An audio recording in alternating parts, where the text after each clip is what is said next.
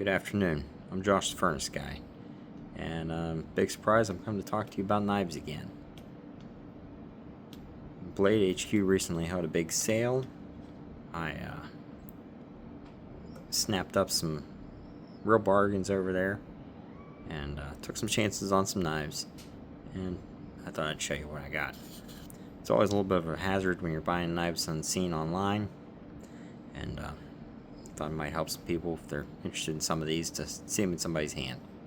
Kind of see what you're looking at. A little better than just a picture on a table. First I've got here is the Higanakami 1.5 inch.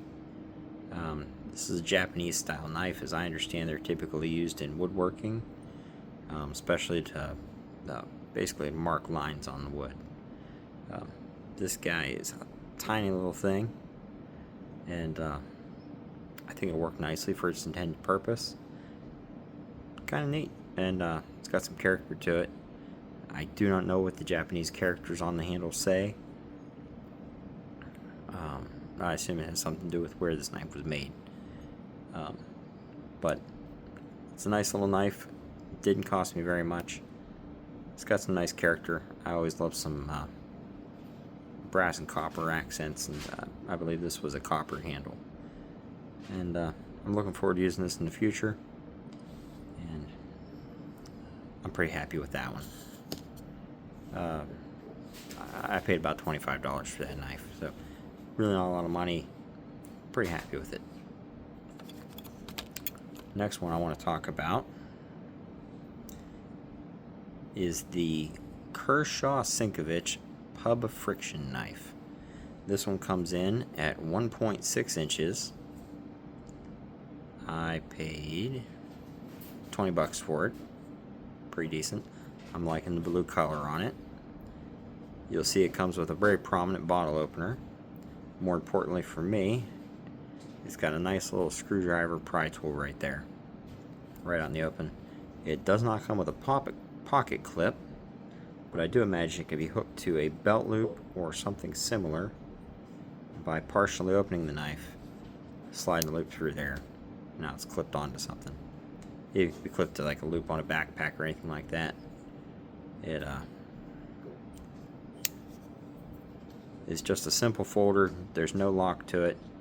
I wouldn't quite call it a friction folder because there is a ball detent in here providing a little bit of friction against it closing. Or I should say a little more than just friction from closing. I would probably prefer this with a little bit stronger detent on it, but overall I'm pretty happy with this.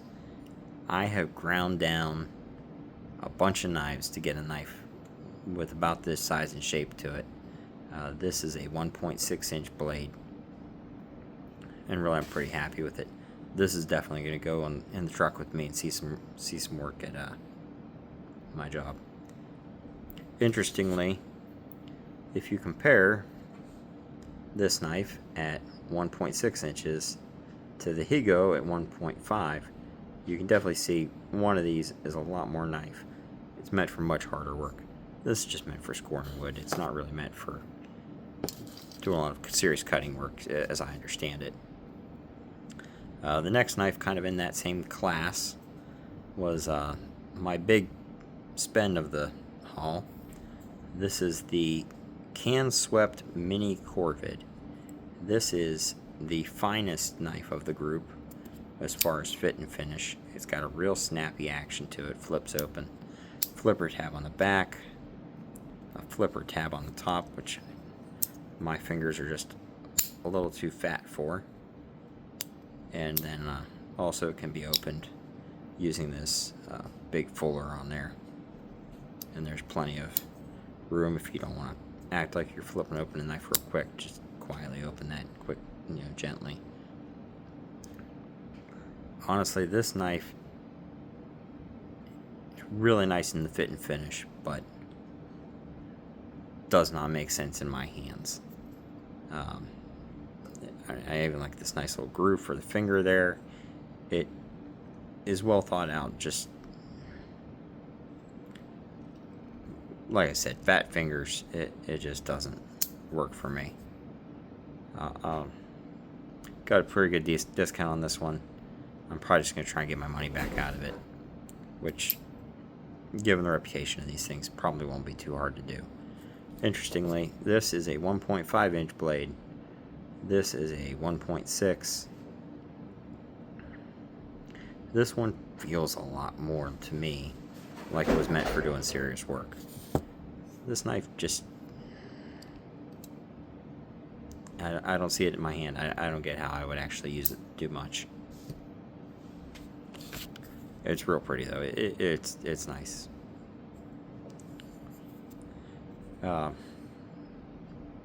Next, kind of stepping out of that category, is the CRKT Razzle Cliff, they call this. I believe this knife has been discontinued, but Blade HQ's got some stock of them still. This is a Graham design. It's a folding version of his the Razzle, which the Razzle, the fixed blade, comes in a straighter edge. Doesn't have this kind of Wharncliffe almost design there. I had liked both the Razzle and the Mini Razzle I had used before. I decided to give this one a shot at the decent price I picked it up for. And honestly, I thought if I wanted to ever try it, I need to get one now. This is a serious little working knife. I really like the shape of that. I like the Razzles too for doing some more kind of just down and dirty type of work. It's what they were made for, and they do it well. Thing I don't like about this one, of course, I'm not a fan of G10. That's what it's got, but it's got a nice texture to it. I don't think it's going to be a real issue for me. And the flipper on this one just doesn't. It's going to do it now. Hasn't been flipping the blade all the way open every time for me. It didn't quite lock on that one. And I've used some decent knives lately that get that job done a lot better. A few years ago, that wouldn't have bothered me, having to use a little bit of a flick of the wrist to get something like that open. But you know, I've used some knives from Black Fox over in Italy, and the Lander one that's made by NAFS. And seeing the action on those knives has kind of changed my opinion of what a frame lock or liner lock can do. And so I guess just higher standards now, and the Razzle Cliff doesn't quite meet that. But I'm definitely going to take that one to work too and put it through some paces. And I'll probably have more to say about it after that. The last thing I picked up at a bit of a steal was the Gerber Stakeout. What I was looking for was a multi-tool that could replace my old Leatherman T4 when I'm out camping. There's just a lot of stuff on this T4 that I don't use when I'm camping, like screwdrivers and that. And I was always intrigued by the stakeout feature on this. I used to have a pocket knife. It was actually a Leatherman that had a clip at the end that would fold out. And if I was pulling tent stakes, I could use that clip to yank those stakes out. Now this knife, instead of having to rely on that, and it's a bit tough to get out, I'm going to cheat off screen here and use a tool to pop this loose. Is this stake hook for pulling tent stakes. It's kind of a neat feature. Maybe a little bit of a gimmick, but I think having that hook on a T-handle could really make it easier to get some of those tough to pull tent stakes out. And then you're not using one tent stake to pull another one and bending them that way and all that sort of thing. I will say that compared to the Leatherman, that T4, the knife blade is very smooth to deploy on this. If I was taking this on a camp out, I probably wouldn't take another folding knife.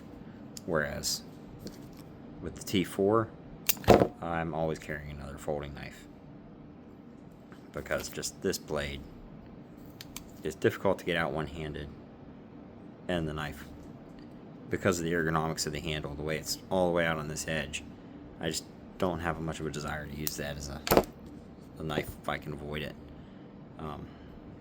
This one also out kind of on that same edge, but it feels more like using a knife to me, and less like I'm using a knife that's attached to something else.